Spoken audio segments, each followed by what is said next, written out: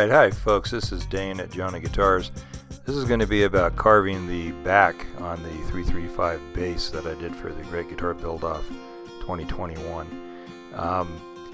Just starting out with a bearing guided bit here to lower the edge to the final carving height on that outside perimeter. Alright, so in this segment here I'm just using a homemade marking gauge. I already did a little bit of a score there and I'm just checking it with the rule. So I'm adjusting the basically the thickness that I want that final carve edge to be. Probably just a little proud of that actually. Probably fuzz over 1/4 inch. And I'm just starting to mark it out there, and I'll just fast forward you through some of this footage.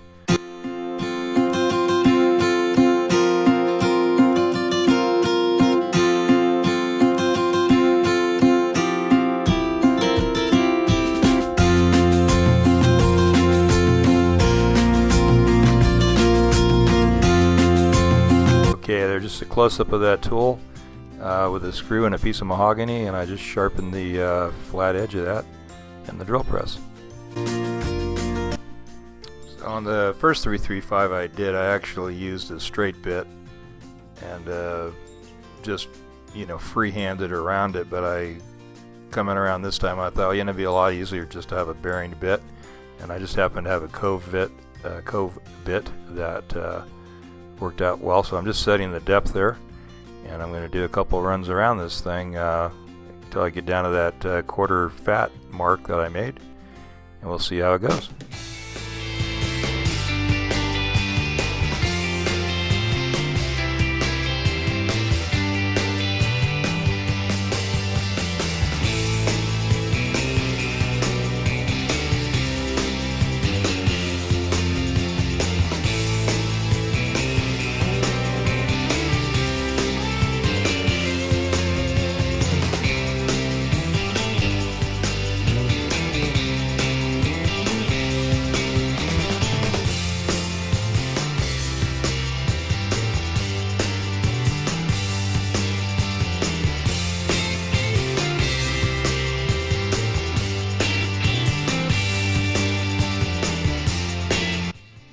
Well, hey, you get the idea. Let's move on. Alright folks, so we take a pretty good leap here from routing that edge to having a bit of the carve started, but just speed through this a bit. You can just see it's a lot of handwork. It's a very sharp gouge. It's a straight, of course the end is cut, but it's called a straight gouge. This just goes on for a while, but I'll fast forward through it.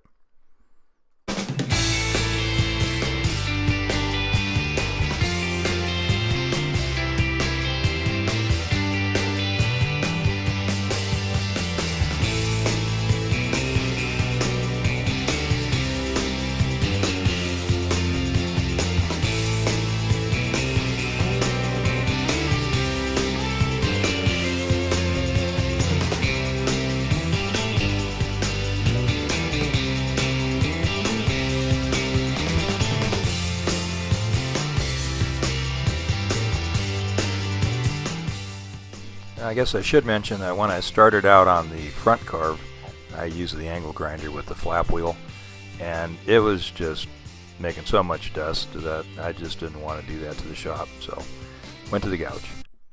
Alright, so you can see there where we left off with the big gouge, the big chips there to the right of the pile. Then I'm back in here with the little finger plane, gosh, the name is now escaping me. Very, very popular little brass finger plane. It might come to me eventually. Anyway, there was 13 minutes of this footage of me doing this with this little finger plane. Ibex, it came to me. So these are a little Ibex plane. So I am definitely going to fast forward through. I just randomly went through and cut out huge pieces of the footage just because it was just 13 minutes long. There's no point in fast forwarding all that. So yeah, let's do it.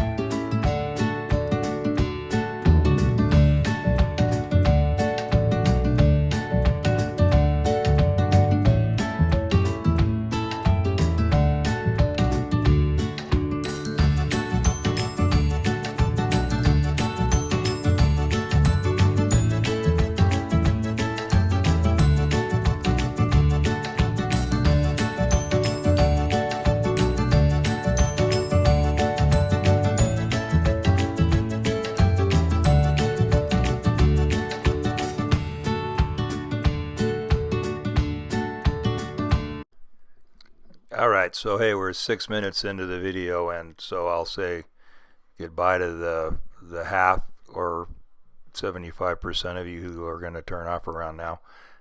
So that'll leave me a couple of you watching.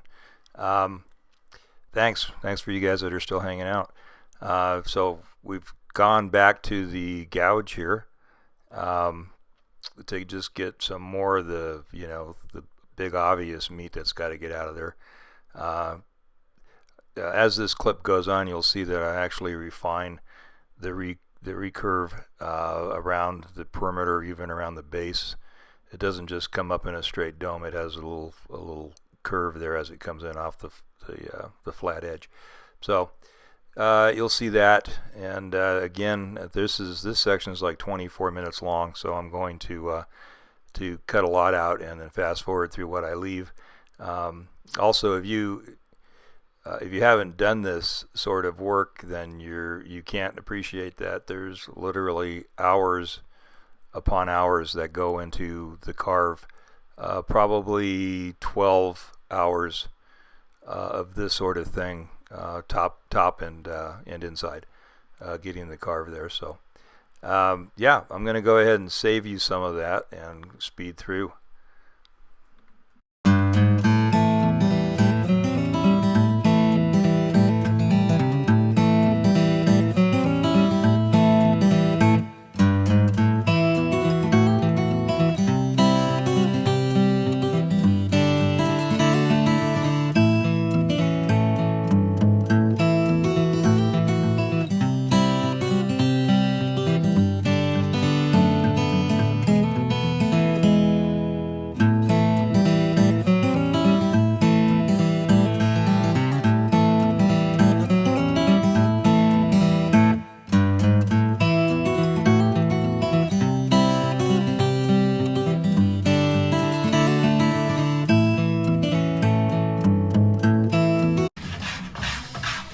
Looks like we jumped ahead quite a bit here, and we got through with all the big gouges and ibex finger planes, and moved on to the small scraper there.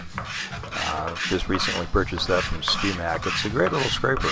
If you haven't gotten one of these thick scrapers, that I highly recommend them. Do a good job. This one, as you can see, has flat on one side, and then it's got radius corners and then a longer radius or arch on the other side. Anyway, great little tool.